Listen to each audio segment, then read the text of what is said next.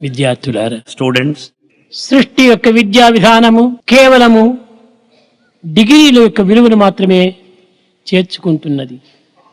the education system attaches value to the degree, ఈ పట్టమును అందుకొని పొట్టను నింపుకునే నిమిత్తమా ఈ డిగ్రీలు, or the degrees meant to earn your daily bread, లేక సమాజం యొక్క సమస్యలను పరిహారము గావించే నిమిత్తమా ఈ డిగ్రీలు.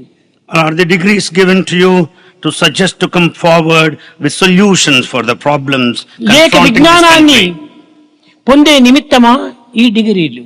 or the degrees meant to acquire wisdom?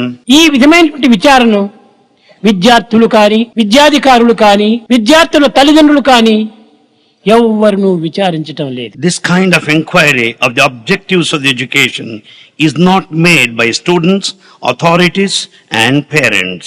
సమాజమునకు కానీ దేశమునకు కానీ ఉపకారం కానీ ఉపయోగం కానీ లేని విద్యలవుతాయా? Can you call it education if it is futile and useless for the welfare of the society and the country?